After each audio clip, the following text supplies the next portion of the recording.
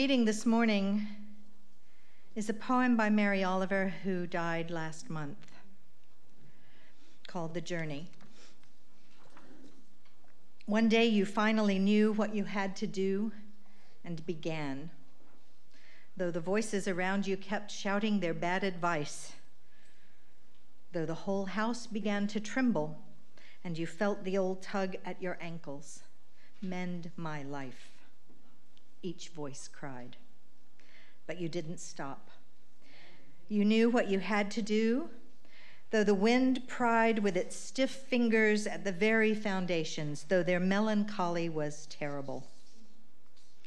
It was already late enough and a wild night, and the road full of fallen branches and stones, but little by little, as you left their voices behind, the stars began to burn through the sheets of clouds, and there was a new voice which you slowly recognized as your own, that kept you company as you strode deeper and deeper into the world, determined to do the only thing you could do, determined to save the only life you could save.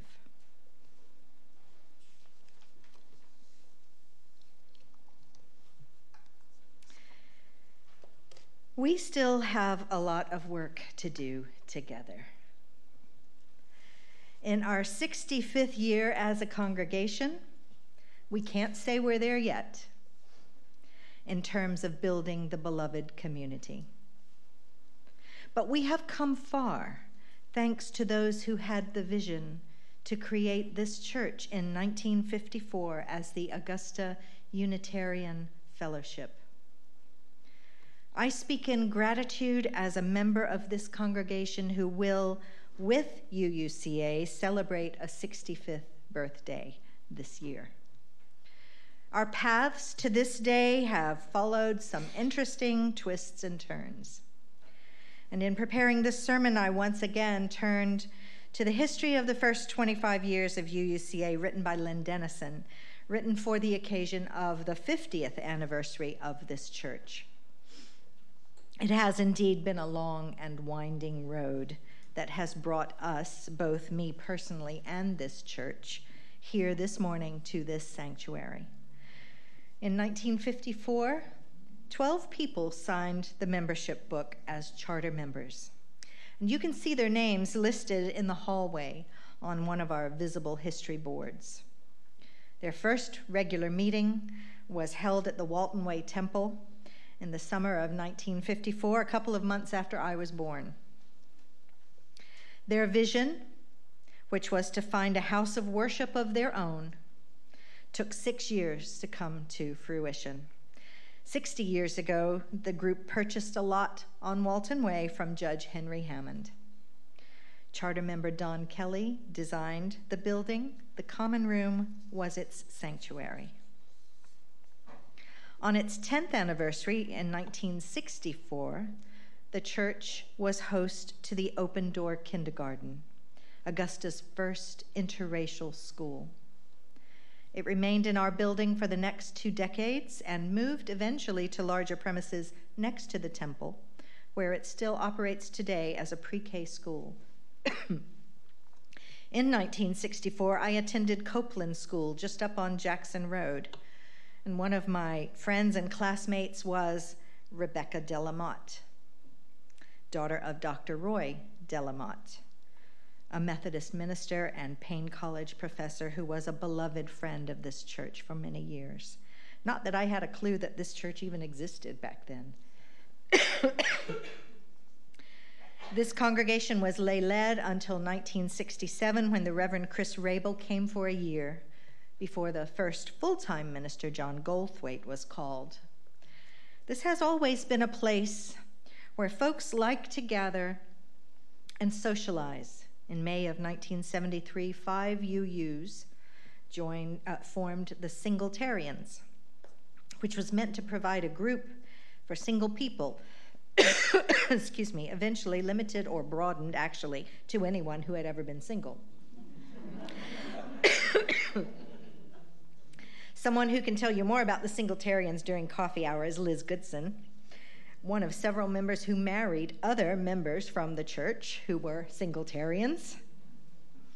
She and Hoyt Goodson were next-door neighbors and married on Christmas Day in their backyards 40 years ago.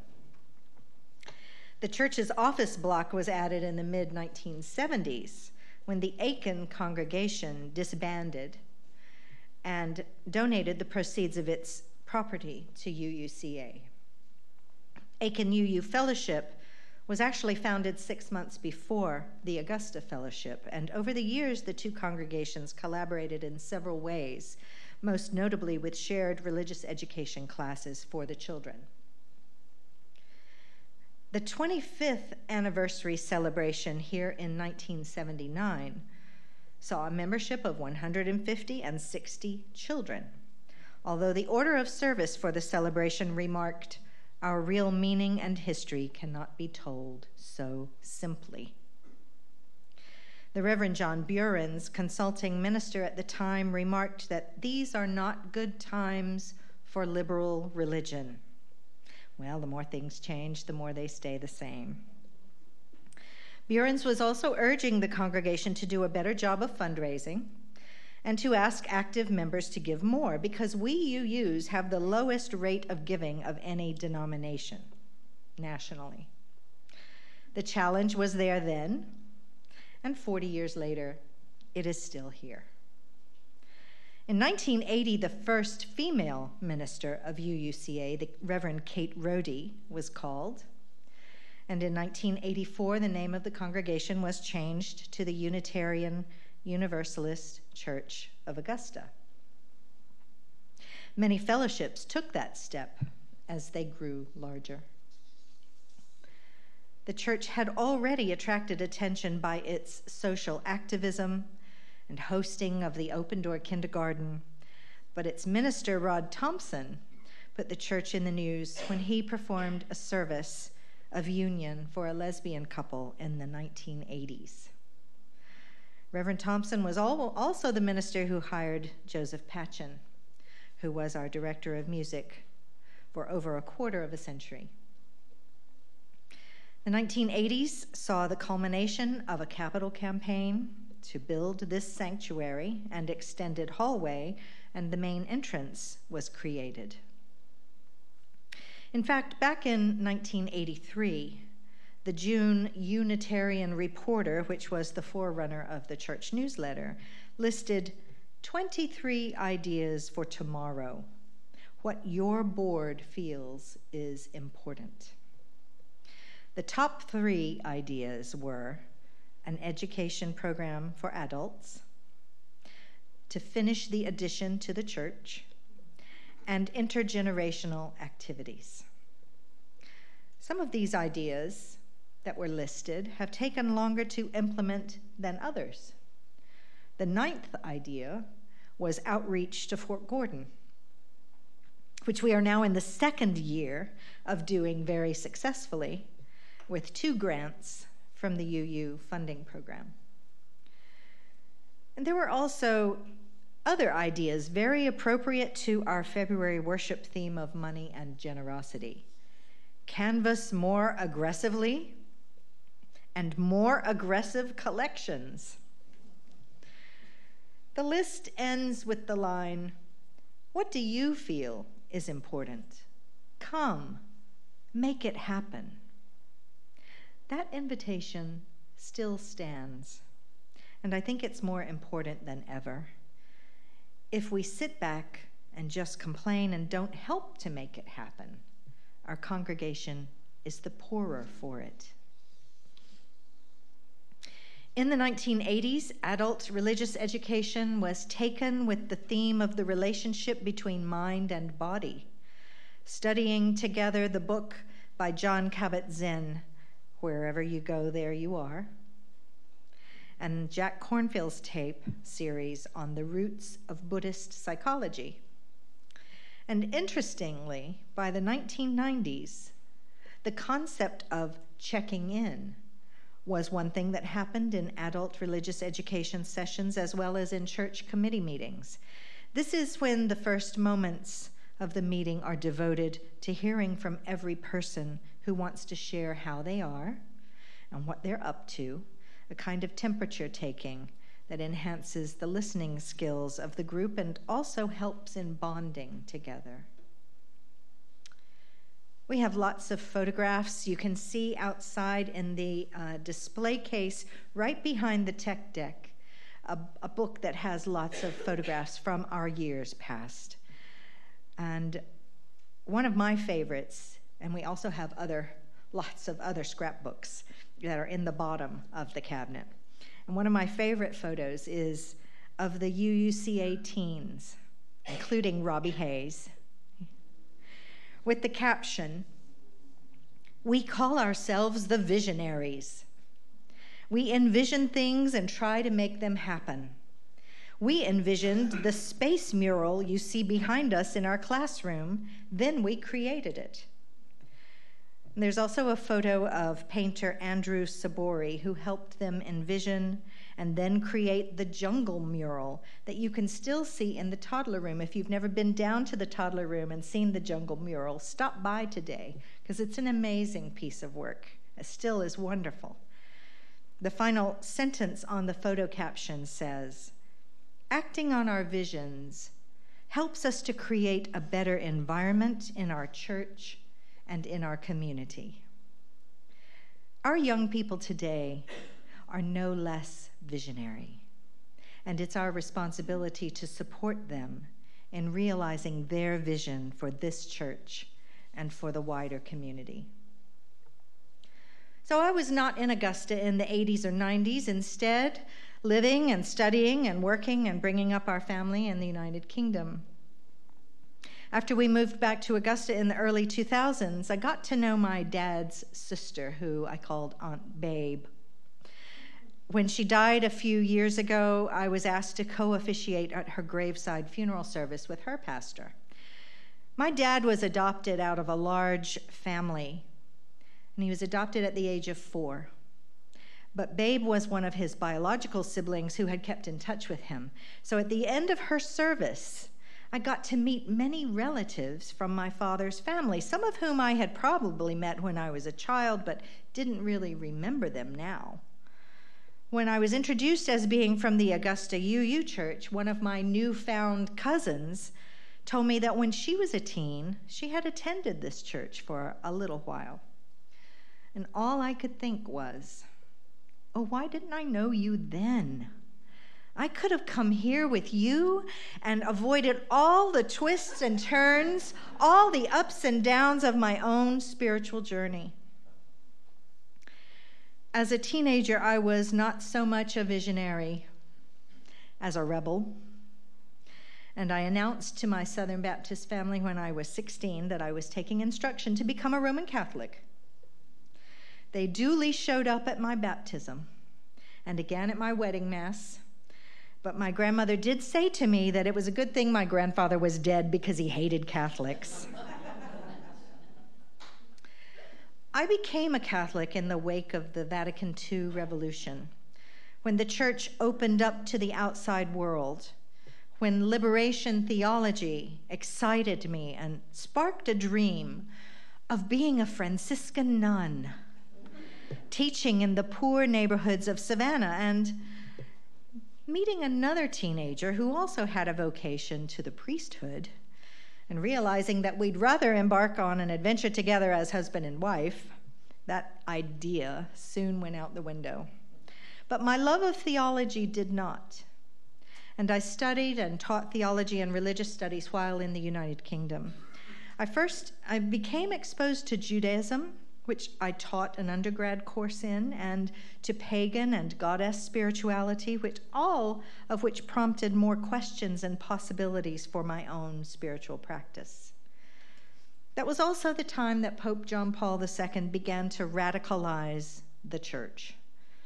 And it moved far away from Vatican II's openness to right-wing orthodoxy. It left me, I always say. So that when I moved back to the U.S. in 2002, I was ripe for the discovery of the living tradition and the larger hope of Unitarian Universalism. I always enjoy, just as we did yesterday, asking the folks attending our Pathway to Membership classes to draw their spiritual journey from birth. My drawing always takes dramatic twists and turns, and many others do too.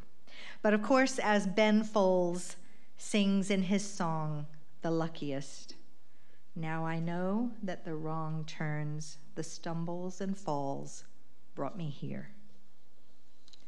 And of course, this church was here, waiting for me. First, as a new member, so eager to jump into singing in the choir and to being croned in the women's group ritual. And then proposing to the board that I reactivate the adult religious education program and creating Wellspring Wednesday, which was a great community gathering that began with food, a Vesper service, and then classes and activities for all ages. Then the Reverend Dan King asked me to train and serve as one of the lay leaders in the Ministry Associate Program, prompting me to return to my feeling as a Catholic woman, and of course never to be permitted in that church, that I had a calling to the ministry. And so I embarked upon that course of action, with interesting experiences along the way, taking me to places I never thought I'd go.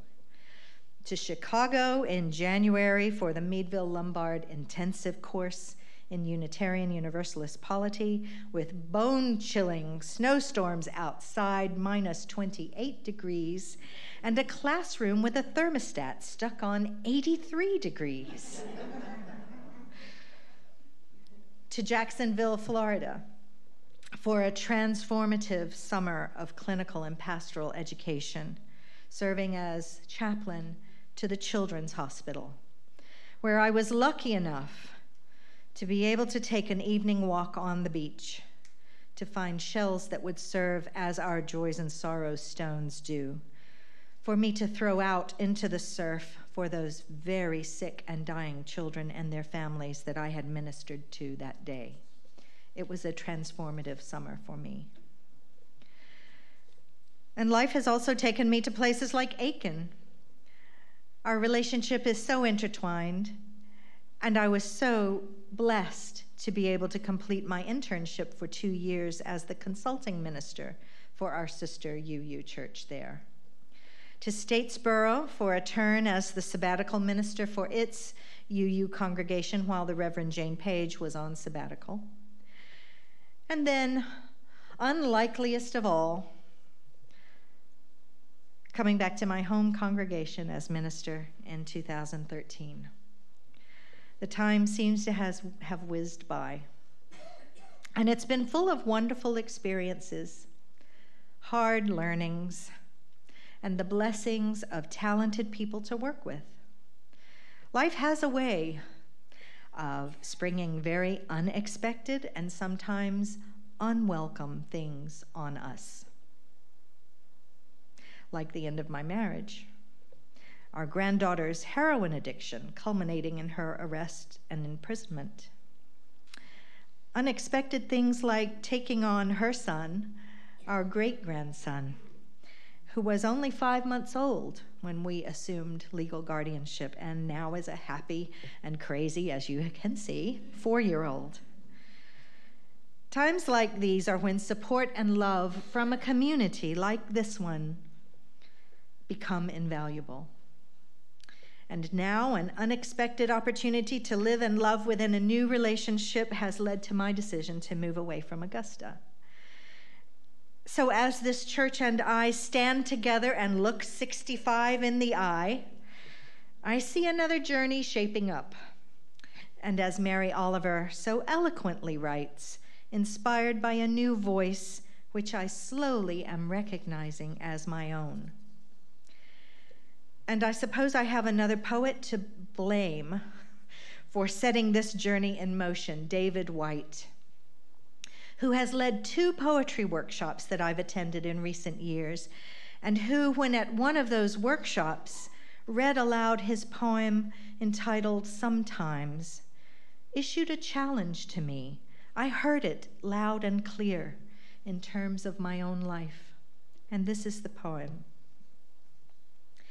Sometimes if you move carefully through the forest, breathing like the ones in the old stories, who could cross a shimmering bed of leaves without a sound, you come to a place whose only task is to trouble you with tiny but frightening requests, conceived out of nowhere, but in this place, beginning to lead everywhere. Requests to stop what you are doing right now and to stop what you are becoming while you do it. Questions that can make or unmake a life. Questions that have patiently waited for you. Questions that have no right to go away. When I heard him read that poem, it stirred something up that has taken a while to comprehend and see into reality. My long and winding road has always been full of questions that will not go away, that can make or unmake my life, and indeed they have done just that. I have a new life ahead of me, and in these few remaining months with you, I am committed to work so that this congregation is also assured of a hope and a vision. The work began many years ago here to envision a future for this church, 65 years ago. And I have no doubt that with sure and careful footing, it will find its way on the long and winding road to beloved community. We still have a lot of work to do together. Blessed be. Amen.